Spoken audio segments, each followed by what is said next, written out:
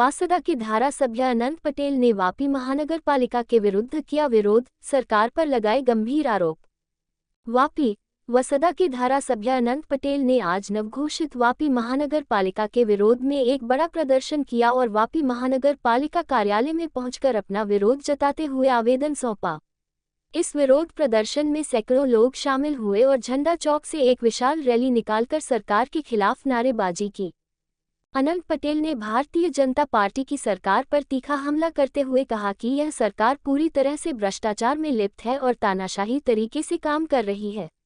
उन्होंने आरोप लगाया कि सरकार मनमानी कर रही है और जनता की आवाज को दबाने का प्रयास कर रही है।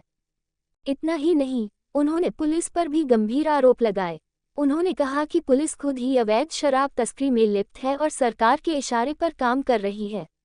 उन्होंने पुलिस पर भ्रष्टाचार को बढ़ावा देने और सरकार की गलत नीतियों का समर्थन करने का भी आरोप लगाया। इस विरोध प्रदर्शन में बड़ी संख्या में लोग शामिल हुए, जिन्होंने सरकार और प्रशासन के खिलाफ जमकर नारेबाजी की। रैली के समापन पर धारासभ्य अनंत पटेल के नेतृत्व में वापी महानगर पालिका में एक ज्ञापन सौंपा गया, जिसमें इस निर्णय को वापस लेने की मांग की गई। इस विरोध प्रदर्शन के कारण शहर में कुछ समय तक यातायात प्रभावित रहा। पुलिस बल भी मौके पर तैनात रही ताकि किसी भी अप्रिय घटना को रोका जा सके। अब देखना होगा कि सरकार इस विरोध पर क्या प्रतिक्रिया देती है। आदिवासी विस्ताરના ગામડાઓ છે મહાનગરપાલિકામાં જોડે છે એનો અમે વિરોધ કરીએ ગામના લોકોને અધિકારી હોય અને બંધારણ દ્વારા ગ્રામ પંચાયત ચાલતી હોય છે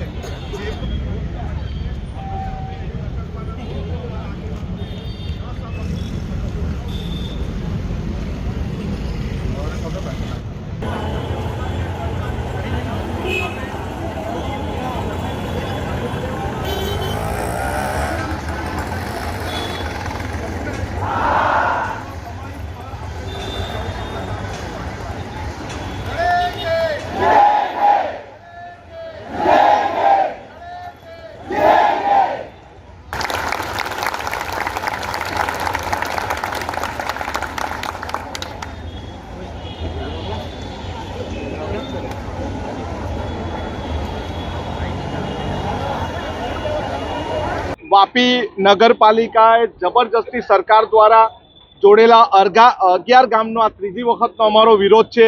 આજે અમે નગરપાલિકા ખાતે જઈને હલ્લાબોલ કરીશું અને આવેદનપત્ર આપીશું। લોકશાહીનું હનન જ્યારે કરવામાં આવે છે ત્યારે અમારે એના વિરોધમાં આંદોલન કરવું પડે છે। દેશના બંધારણમાં ગ્રામના લોકોને પ્રાવધાન આપ્યા છે કે ગ્રામ સભાની પૂર્વ પરવાનગી વગર જબરજસ્તી ગામના લોકોને મહાનગરપાલિકામાં જોડવાનો અમે વિરોધ કરી રહ્યા છીએ। પારડી ખાતે પણ અમે વિરોધ કર્યો હતો, આગળ અમે ચંડોળ ખાતે પણ એનો વિરોધ કર્યો હતો અને આજે અહીં ઝંડા ચોક ખાતે આ સભા કરીને પછી અમે નગરપાલિકામાં આવેદનપત્ર આપવા જવાના છે। અમારું આંદોલન અહીં અટકવાનું નથી। અમે હાઈકોર્ટનો પણ સહારો લઈશું અને આવનારા દિવસમાં ફરી પાછા જો અમારું નહીં સાંભળે, અમારા લોકોનું નહીં સાંભળે અને અમને ફરી પાછા વાટાઘાટ માટે ન બોલાવે તો અમે ફરી પાછા ધરણા પ્રદર્શન કરીશું। વિરોધનો મુખ્ય મુદ્દો એક જ છે કે ગામના લોકોને જે ગ્રામ સભા પેશા એક મુજબની જે છે દેશના બંધારણમાં આપી છે એ મુજબ ગ્રામ સભાઓ કરીને ગામના લોકોને જાણકારી આપીને જોડવામાં આવે। મહાનગરપાલિકામાં તો વાંધો નથી, પરંતુ એમને અંધારામાં રાખીને ગામના લોકોને અંધારામાં રાખીને જોડશે તો અમે એનો વિરોધ કરીશું। આનંદભાઈ, આવતીકાલે ચૂંટણીના પરિણામો આવશે, શું લાગે છે? ચૂંટણીના પરિણામો આવશે, પરંતુ અત્યાર સુધી ભારતીય જનતા પાર્ટીએ ડરાવવાનું, ધમકાવવાનું, લોભ લાલચનું અને આજે જે વર્તમાન પત્રમાં આવ્યું છે તે પ્રમાણે દારૂની ખેપ પોલીસ દ્વારા મારવામાં આવી અને બધી જ રીતે પોલીસ દ્વારા ડરાવવા ધમકાવીને ઘણી બધી જગ્યાએ ઈવીએમનો પણ પ્રોબ્લેમ આવ્યો। પરંતુ જે પણ પરિણામ આવશે તે આપણે સ્વીકારી લેશું અને લોકોની વચ્ચે, લોકોની સાથે અન્યાયની સામે ન્યાય મેળવવા માટે અમે હર હંમેશા લોકોને સાથ સહકાર આપતા રહીશું। અમે તો અત્યારે એમ જ કહીએ છીએ કે 3 નગરપાલિકાઓ અમે જીતીશું, પરંતુ જે રીતની ચૂંટણી પ્રક્રિયા થઈ છે અને જે રીતે સરકારના અધિકારીઓએ એક ભાજપના કાર્યકર્તાઓ તરીકે કામ કર્યું છે એ પ્રમાણે અહીંના વોટર્સને ડરાવવાનું, ગભરાવવાનું પણ કામ કર્યું છે। પરંતુ આવનારા દિવસ અમારો છે, અમે આવનારા દિવસમાં 3 જગ્યાએ સત્તા મેળવીશું। वापी के लोगों के लिए आंदोलन करने के लिए वांसदा से विधायक आना पड़ा, लेकिन स्थानीय कांग्रेस के चाहे जिला प्रमुख और दूसरे दिग्गज नेता दिखाई नहीं देते। नहीं, हमारे साथ सभी जिला प्रमुख भी है। जब हमने चंदौड़ में मीटिंग की थी तब जिला प्रमुख भी हमारे साथ आए थे।